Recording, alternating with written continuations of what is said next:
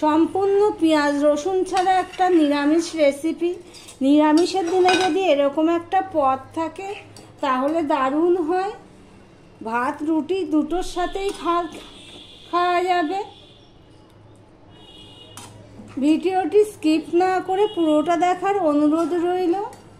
সম্পূর্ণ পেঁয়াজ রসুন ছাড়া একটা রেসিপি, স্কিপ না করে পুরোটা দেখবে, না হলে আমি কি দিলাম, কিসের পর কি দিলাম বুঝতে পারবে না।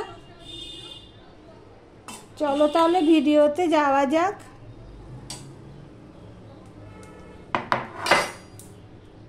নমস্কার বন্ধুরা, আপনারা দেখছেন কুকিং হাউস অফ অনিমা। আজকে একটা পটলের রেসিপি তোমাদের সাথে শেয়ার করব। তার জন্য দেখতেই পাচ্ছ এখানে পটলগুলো আমি ঠিক এইভাবে গোল গোল করে কেটে নিয়েছি। সম্পূর্ণ নিরামিষ একটা রেসিপি। চলো তাহলে রেসিপিতে যাই। এদিকে দেখো কড়াই বসিয়ে দিয়েছি, কড়াইতে তেল দিয়ে দিয়েছি, তেলটা সাদা তেলেই দিয়েছি। এবার সবার প্রথমে আমি কি করব, এই পটলগুলো ভেজে নেব।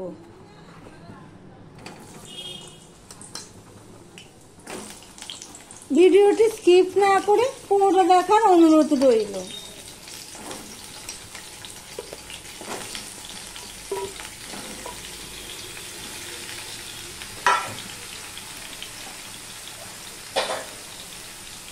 আমি সামান্য একটু নুন দিয়ে দিলাম।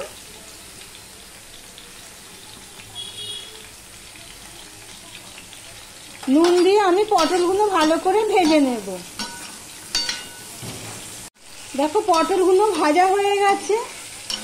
যেহেতু হলুদ দিইনি তাই জন্য কালারটা এরকম লাগছে, কিন্তু পটল ভাজার গন্ধ বেরিয়ে গেছে। এই দেখো পটলগুলো ভাজা হয়ে গেছে। এবার আমি এটা তুলে নেবো একটা বাটিতে। যারা এই পর্যন্ত আমার ভিডিওটি দেখছো এখনো লাইক করনি, চট করে একটা লাইক করে ভিডিওটি কন্টিনিউ করো।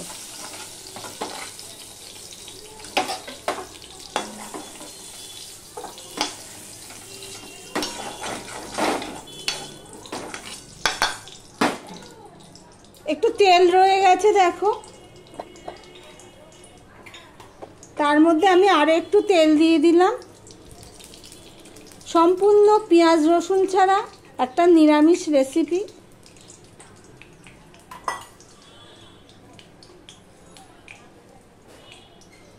দেখো তেলটা হয়ে গেলে একটা শুকনো লঙ্কা দুভাগ করে দিয়ে দিলাম।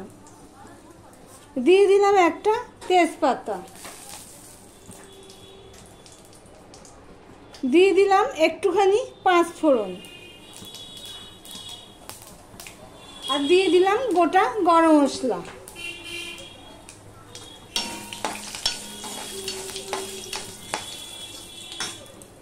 তা এবারে আমি এখানে দেখো আলুগুলো ঠিক এইভাবে কেটে নিয়েছি। এবারে এই আলুগুলো আমি দিয়ে দিলাম। ফোড়নটা হয়ে গেছে।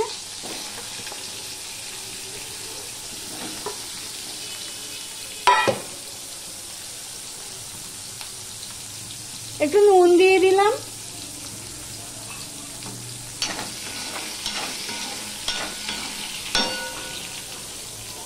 এবার ঢাকা দিয়ে আমি আলুটা ভেজে নেব। দেখো আলুটা কিছুটা ভাজা হয়ে গেছে।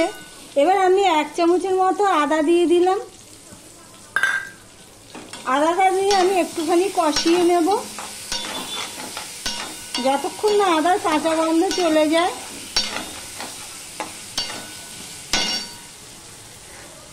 এবারে দেখো আমি কিছু মশলা অ্যাড করব। আমি তো হলুদ দিইনি। 1/2 চামচেরও কম আমি লঙ্কার গুঁড়ো দিলাম, 1/2 চামচ হলুদের গুঁড়ো, 1 চামচ ধনের গুঁড়ো, আর 1 চামচের কম জিরের গুঁড়ো। আমি এখানে 4টে কাঁচা লঙ্কা চিড়ে রেখেছি, সেটা আমি দিয়ে দিলাম। তার সাথে এই মশলাগুলো দিয়ে দিলাম। মশলাটা কষানোর জন্য একটু জল দিয়ে দিলাম।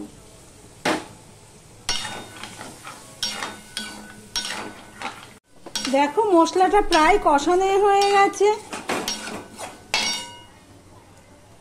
এবারে দেখো আমি 2 চামচ টক দই আমি আধ ঘন্টা আগে বের করে রেখেছি, সেটা একটু ফেটিয়ে নিলাম।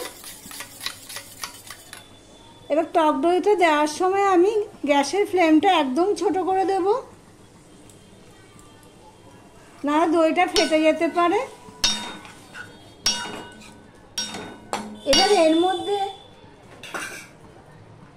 দেখো 1.5 চামচের মতন চিনি নিয়েছি, সেটাও দিয়ে দিলাম। আমার ভিডিওটি যদি ভালো লেগে থাকে লাইক কমেন্ট শেয়ার করে দিও। আর যারা নতুন এসেছো আমার ভিডিওটি দেখছো এখনো পর্যন্ত সাবস্ক্রাইব করোনি, তাদেরকে বলবো চ্যানেলটি সাবস্ক্রাইব করে পাশে থাকার জন্য। এবার দই দিয়ে আমি কিছুটা কষিয়ে নেব। দেখো কিছুটা কষানো হয়ে গেছে। এবার যে আগে থেকে ভেজে রাখা পটলগুলো আমি এর মধ্যে দিয়ে দিলাম।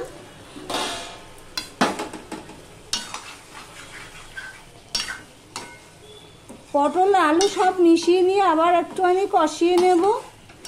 আরও একটা জিনিস দেওয়া বাকি আছে, প্লিজ তোমরা স্কিপ করো না। পটল দিয়ে কিছুটা কষিয়ে নিয়েছি, দেখো প্রায় 1 মিনিটের মতন আমি কষিয়ে নিয়েছি। এবার আগে আমি 2 চামচ গোবিন্দভোগ চাল ভিজিয়ে রেখেছিলাম, সেটাকে আমি মিক্সিতে পেস্ট করে নিয়েছি, সেটাও আমি দিয়ে দিচ্ছি।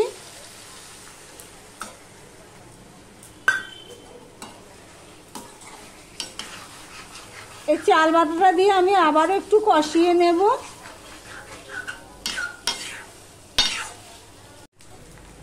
গোবিন্দভোগ চাল বাটাটা দিয়ে আমি আরেকটু কষিয়ে নিয়েছি। দেখবে বেশিক্ষণ যেন না থাকে, ঘন ঘন নাড়তে হবে, নয় কড়াইয়ের গায়ে লেগে যাবে। এবার আমি পরিমাণ মতো জল দিয়ে দেব। এটা ভাত রুটি দুটোর সাথেই দারুণ লাগে খেতে। পেঁয়াজ রসুন ছাড়া সম্পূর্ণ নিরামিষ একটা রেসিপি। নিরামিষের দিনে এইভাবে তোমরা রান্না করে দেখতে পারো।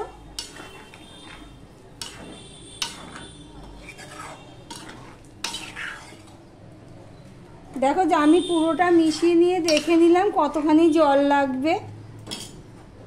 আরও একটু জল দিয়ে দিলাম। আমি ঢাকা দিয়ে প্রায় 5 মিনিটের মতন আমি রেখে দিয়েছিলাম। এবার ঢাকা উল্টায়, দেখো ঠিক এরকম হয়েছে। নুনটা আমি চেক করলাম, সামান্য নুন কম হয়েছে, নুন দিয়ে দিয়েছি। নিরামিষের দিনে যদি এইভাবে একটা রেসিপি থাকে তাহলে ভাত একটু বেশিই খাবে। এবার এর মধ্যে আমি দেখো গরম মশলা দিয়ে দিলাম।